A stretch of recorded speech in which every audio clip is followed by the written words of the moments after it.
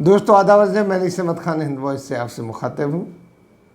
बहुत बड़ा परिवर्तन हुआ है संसदीय बोर्ड में भाजपा के, और उसमें सबसे बड़ा परिवर्तन ये है कि नितिन गडकरी बहुत ही सीनियर बीजेपी के लीडर रहे हैं, अध्यक्ष भी रहे हैं। जब योगी जी मुख्यमंत्री बनने के लिए, माफ़ कीजिएगा, योगी जी प्रधानमंत्री बनने के लिए आ रहे थे तो गडकरी का ही नाम था, लेकिन गडकरी उस वक्त अध्यक्ष थे।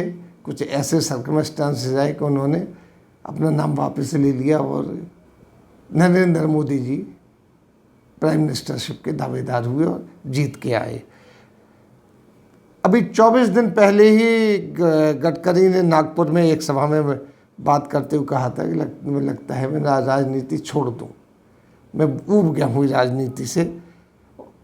और उसके 24 दिन बाद ही उनको बीजेपी की संसदीय बोर्ड और चुनाव समिति का ऐलान हुआ और नितिन गडकरी का नाम उसमें से गायब हो गया। वैसे मध्य प्रदेश के मुख्यमंत्री शिवराज सिंह चौहान का भी उसमें नाम नहीं है। गडकरी के साथ तो यह है कि वो खुलकर बोलते थे और कई बार क्रिटिसाइज भी अपनी सरकार को करते थे, ढके छुपे लफ्ज़ों में। मोदी जी की जो नीति है उसको भी वो कंडेम और क्रिटिसाइज करते रहते थे। वो खुला अपना काम खुद करते थे। सर्वश्रेष्ठ मंत्री थे जिनके काम में अभी तक कोई नुक्स नहीं निकाला गया, और शुरू से भाजपा में नहीं आरएसएस से निकल के आए हैं। नागपुर के से जीत के आते थे, और नागपुर का रेशम बाग जहाँ से बीजेपी पर, माफ़ कीजिएगा, जहाँ पर आरएसएस का दफ्तर है वहीं पास में ही इनकी कोठी है।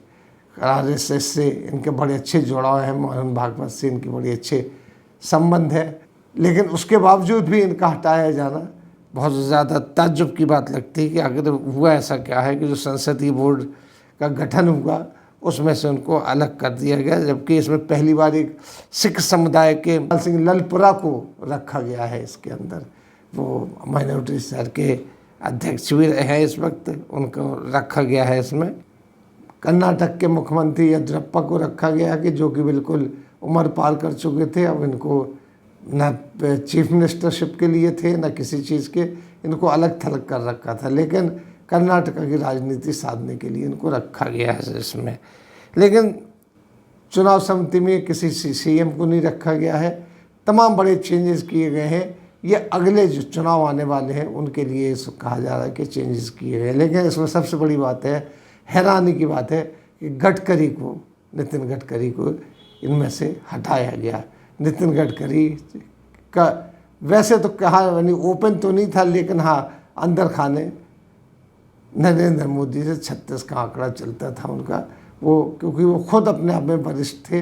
नरेंद्र मोदी, जैसे मैं पहले बता चुका, नरेंद्र मोदी के पहले वो राष्ट्रीय अध्यक्ष थे और उन्हीं का नंबर था कि वो प्रधानमंत्री के लिए दावेदारी करते। लेकिन उनके ऊपर कई इल्ज़ाम लगा के कई रेड एकदम से डलवाई गई और उनको हटा दिया गया।